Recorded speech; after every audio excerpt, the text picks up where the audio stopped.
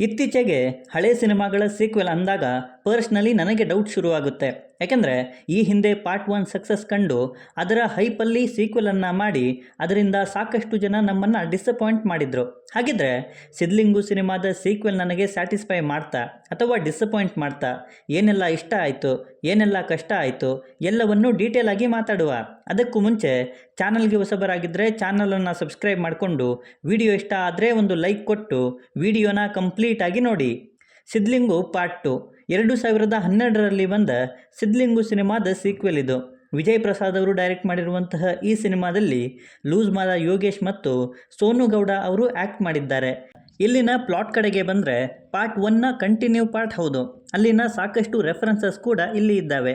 ಇದರ ಜೊತೆಗೆ ಸಿದ್ಲಿಂಗು ಲೈಫ್ಗೆ ಹೊಸ ಹುಡುಗಿ ಆ್ಯಂಡ್ ಹಳೆ ಕಾರ್ ಎಂಟ್ರಿ ಹೇಗಾಗುತ್ತೆ, ಅದನ್ನು ಪಡ್ಕೊಳ್ಳೋದಕ್ಕೆ ಸಿದ್ಲಿಂಗು ಏನೆಲ್ಲ ಮಾಡ್ತಾನೆ, ಏನೆಲ್ಲ ಕಳ್ಕೊಳ್ತಾನೆ ಅನ್ನೋದೇ ಸಿನಿಮಾ. ಆ್ಯಂಡ್ ಅದನ್ನು ನೀವು ಸಿನಿಮಾದಲ್ಲೇ ನೋಡಬೇಕು.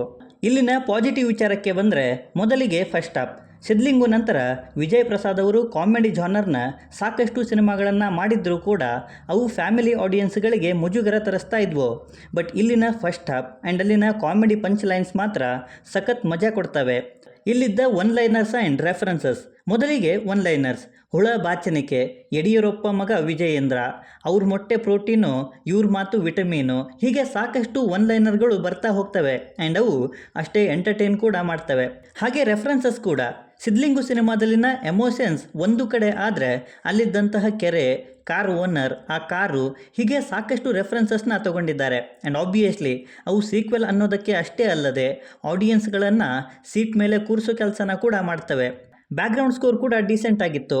ಅದು ಪ್ರತಿ ಸೀಕ್ವೆನ್ಸ್ಗೂ ಈವನ್ ಹಾಡುಗಳಲ್ಲೂ ಕೂಡ ತನ್ನದೇ ಆದ ವ್ಯಾಲ್ಯೂವನ್ನು ಆ್ಯಡ್ ಮಾಡಿದೆ ಅಂತಲೇ ಹೇಳ್ತೀನಿ. ಇನ್ನು ಪರ್ಫಾರ್ಮೆನ್ಸ್ ವಿಷಯಕ್ಕೆ ಬಂದರೆ ಆಬ್ವಿಯಸ್ಲಿ ಯೋಗಿಯವರು ಸಿದ್ಲಿಂಗು ಪಾತ್ರವನ್ನು ಚೆನ್ನಾಗೇ ನಿಭಾಯಿಸಿದ್ದಾರೆ. ಅವರಿಂದ ಎಕ್ಸ್ಟ್ರಾ ಏನೂ ಬೇಕಾಗಿರಲಿಲ್ಲ, ಎಷ್ಟು ಬೇಕಿತ್ತೋ ಅಷ್ಟನ್ನೇ ಕೊಟ್ಟಿದ್ದಾರೆ ಆ್ಯಂಡ್ ಅದರಿಂದ ಇಂಪ್ರೆಸ್ ಕೂಡ ಮಾಡ್ತಾರೆ. ಇನ್ನು ಹೊಸ ಎಂಟ್ರಿ ಸೋನು ಗೌಡ ಅವರು ಕೂಡ.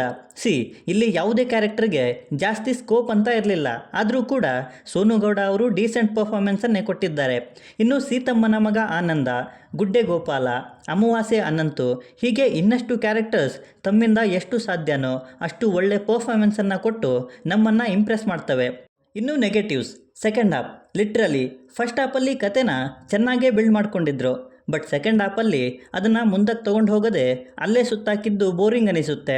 ಇಲ್ಲಿದ್ದಂತಹ ಕೆಲವು ಕ್ಯಾರೆಕ್ಟರ್ಸ್ ಅವುಗಳಿಂದ ಇನ್ನಷ್ಟು ಎಕ್ಸ್ಪೆಕ್ಟ್ ಮಾಡೋ ಹಾಗೆ ಮಾಡ್ತಾರೆ.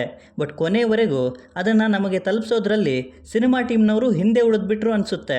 ಇನ್ನು ಸೀಕ್ವೆಲ್ ಅನ್ನೋದಕ್ಕೆ ಇಲ್ಲಿ ಅಲ್ಲಿನ ರೆಫರೆನ್ಸಸ್ ಇದ್ದರೂ ಕೂಡ, ಅವುಗಳಿಗೆ ಬ್ಯಾಕ್ ಕಾಲ್ ಇದ್ದರೂ ಕೂಡ ಅವುಗಳಿಂದ ಸ್ಟ್ರಾಂಗ್ ಇಂಟ್ರೆಸ್ಟಿಂಗ್ ಪಾಯಿಂಟ್ ಅನ್ನೋದು ಸಿಗಲ್ಲ. ಲಿಟ್ರಲಿ ಅದು ಕ್ಲೈಮ್ಯಾಕ್ಸ್ವರೆಗೂ ಹಾಗೆ ಇದ್ದಿದ್ದು ನನಗೆ ತುಂಬಾ ಬೇಜಾರು ಮಾಡ್ತು. ಸೊ ಓವರಾಲ್ ಆಗಿ ಇದೊಂದು ಆ್ಯಾವ್ರೇಜ್ ಮೂವಿ ಅಂತ ಹೇಳ್ತೀನಿ. ಮೊದಲರ್ಧ ಅಲ್ಲಿನ ಕ್ಯಾರೆಕ್ಟರ್ಸ್ ಒನ್ ಲೈನರ್ ಸಖತ್ ಮಜಾ ಕೊಡ್ತವೆ. ಸೊ ಸೆಕೆಂಡ್ ಹಾಫನ್ನು ತಾಳ್ಮೆಯಿಂದ ನೋಡ್ತೀನಿ ಅನ್ನೋರು ಫ್ಯಾಮಿಲಿ ಸಮೇತ ಹೋಗಿ ಇದನ್ನು ನೋಡ್ಬೋದು.